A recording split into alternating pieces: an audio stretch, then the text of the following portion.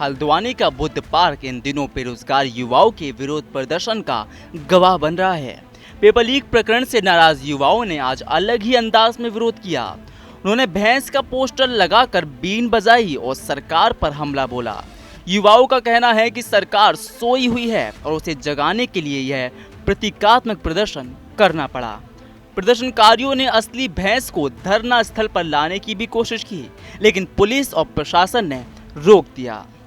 हमारी साफ और स्पष्ट यही मांग है कि सीबीआई जांच हो, जो एग्ज़ाम हुआ है उसको कैंसिल कराया जाए और एग्ज़ाम कराया जाए और आयोग के अंदर जो भ्रष्ट अधिकारी और कर्मचारी बैठे हैं उनको हटाया जाए, यही मांग है। और मीडिया के बंधुओं के माध्यम से यही कहना चाहूँगा, जब तक ये मांगें पूरी नहीं होंगी तब तक हम बैठे रहेंगे। आज ये चौथा दिन है। 43 शहादतों के बाद प्रदेश बना है। इस प्रदेश को बचाने के लिए एक और शहादत भी जाएगी तो कोई गुरेज नहीं है। और बार बार हम यही कह रहे हैं कि पेपर को कैंसिल करो। जैसी धामी जी ये करवा देते हैं हम यहाँ से उठ जाएंगे और उनका धन्यवाद भी कहेंगे। धरना स्थल पर बैठे युवाओं ने कहा कि पेपर लीक से उनकी मेहनत और भविष्य दोनों दांव पर लग गए हैं। बेरोजगार युवा मांग रहे हैं कि पूरे प्रकरण की सीबीआई जांच हो और विवादित परीक्षा को तुरंत रद्द किया जाए। धरने में शामिल भूपेंद्र सिंह कोरंगा पिछले 4 दिनों से भूख हड़ताल पर बैठे हुए हैं और उनकी सेहत लगातार गिरती जा रही है। प्रदर्शनकारियों ने सरकार और आयोग पर बेरोजगार युवाओं के भविष्य से खिलवाड़ करने का आरोप लगाया। छात्रें अपनी वाजिब और जायज़ मांगें लोकतांत्रिक तरीके से सरकार के समक्ष रख रहे हैं और सरकार जो है उनकी अनसुनी कर रही है। इस तरीके से आज हमको एक लोकतांत्रिक तरीके से छात्र आज जो है भैंस के आगे बीन बजाने का जो कार्यक्रम है उनके द्वारा आयोजित किया गया। और जो छात्रों की मांगें हैं, पहली मांग ये है कि जो सीबीआई जांच कंपलसरी होनी चाहिए और दूसरा है कि इस पेपर को निरस्त करके पुनः जो परीक्षा कराई जानी चाहिए। मुख्यमंत्री पुष्कर सिंह धामी ने कहा कि पेपर लीक प्रकरण बेहद गंभीर मामला है। युवाओं का भविष्य किसी भी कीमत पर बर्बाद नहीं होने दिया जाएगा। उन्होंने कहा कि सरकार पहले ही सख्त कानून बना चुकी है और कई आरोपियों को जेल भेजा जा चुका है। आगे भी इस तरह की घटनाओं पर सरकार पूरी तरह सतर्क रहेगी और दोषियों के खिलाफ कठोरतम कार्रवाई की जाएगी।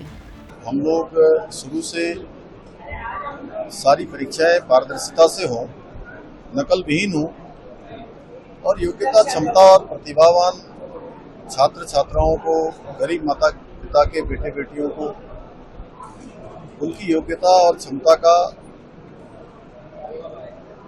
आधार पर उनका चयन हो, ये हमारा संकल्प है। और 4 जुलाई 2021 को मैंने राज्य के मुख्य सेवक के रूप में काम करना प्रारंभ किया।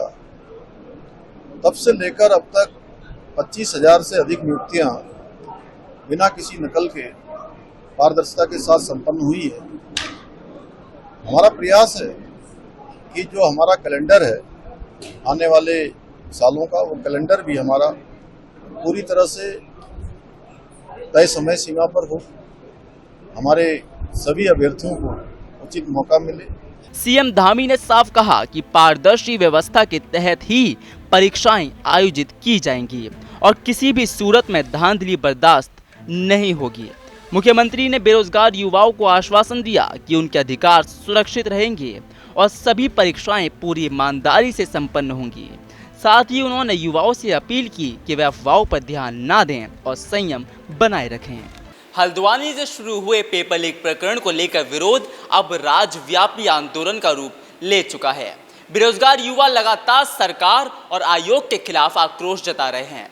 युवाओं का कहना है कि पेपर लीक ने उनकी मेहनत और भविष्य को दांव पर लगा दिया है, इसलिए पूरे मामले की सीबीआई जांच कराई जाए और विवादित परीक्षा को तत्काल निरस्त किया जाए। वहीं सरकार का कहना है कि इस मामले में पहले ही कई आरोपियों पर कार्रवाई की जा चुकी है और आगे भी दोषियों को किसी भी हाल में बख्शा नहीं जाएगा। मुख्यमंत्री पुष्कर सिंह धामी ने साफ कहा कि परीक्षाएं पूरी तरह पारदर्शिता के साथ होंगी और युवाओं का हक सुरक्षित रहेगा।